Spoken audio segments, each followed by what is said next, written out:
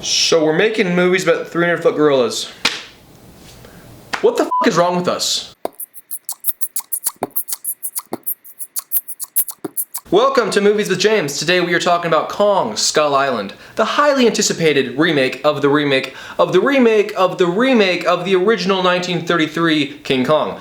Now I know you're thinking, what could this movie possibly be about? Now I'll be honest, I wanted to hate this movie. I wanted to hate this movie like Anakin hates Obi-Wan. But I put my emotions aside and my love for Peter Jackson and went and saw Kong Skull Island, and it's not that bad.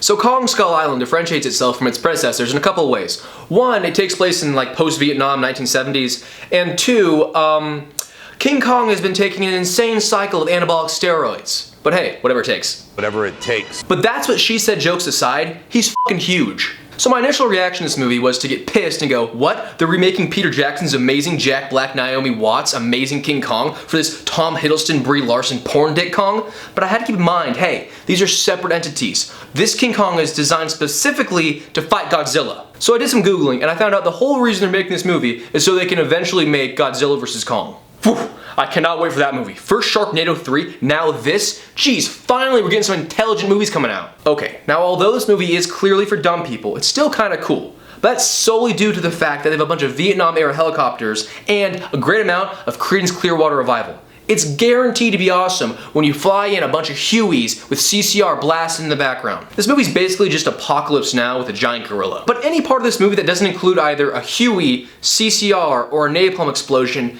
is pretty much stage 4 ass cancer.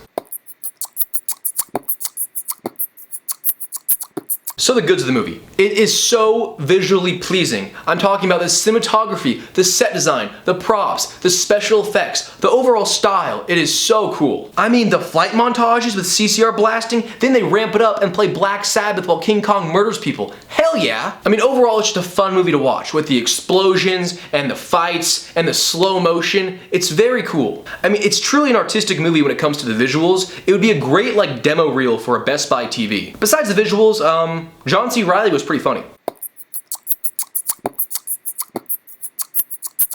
So the bads of the movie. Occasionally the characters would utter some word vomit, I guess an attempt at dialogue. I wouldn't call it that though. It's basically just them saying these phrases in order to like explain why they're going to the island or why there's a bunch of monsters everywhere. So they kept saying these things in order to carry the story. Things like, we're never gonna get approval for our expedition. This region is notorious for missing planes. Skull Island is where myth and legend come true. So these phrases are used for dumb people that don't understand what's going on. It's also kind of lazy writing. Movies should show, not tell. And what made the useless dialogue worse was the useless characters. So John Goodman's putting together a team to go to Skull Island. So of course he gets the military. But wait, who's gonna track the 300-foot gorilla? He's probably impossible to find. Wait, isn't Tom Hiddleston a tracker? So where would professional tracker Tom Hiddleston hang out? No, not a cave with Bear Grylls. Nope, he hangs out in an opium den.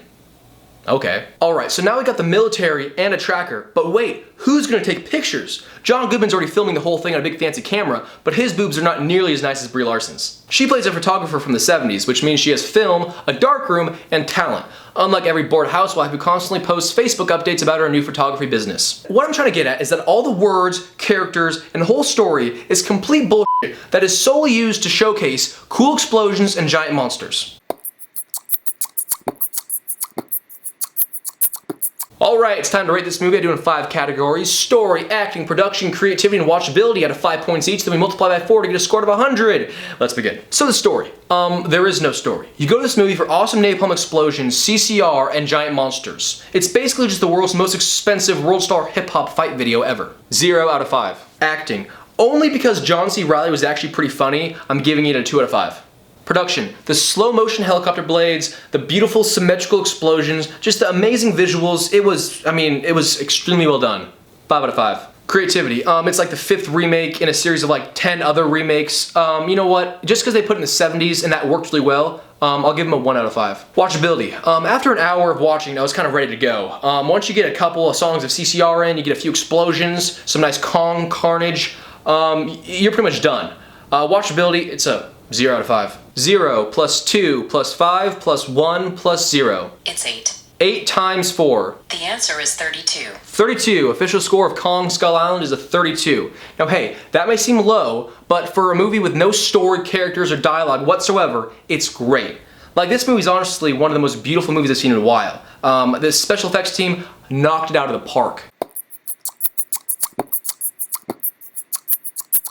So some final thoughts on this movie. It's a beautiful movie. It's not just dumb explosions, it's actually very visually pleasing and just fun to watch. You gotta see it to understand.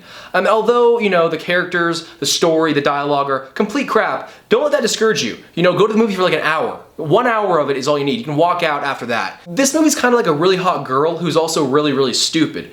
Yeah, she's not what we would call a super awesome girl or really fun to talk to or interesting or thought-provoking, but she's really fun to look at and still has value. Well, thank you for watching this episode of Movies with James. It has been a fun time watching Kong Skull Island. I probably will not watch it again, but hey, I might watch it if it's being screened on Best Buy's 4K displays, because it's a beautiful movie, and I bet you're beautiful. Well, statistically you're probably not, but hey, I'm sure someone is. All right, have a good life. Goodbye.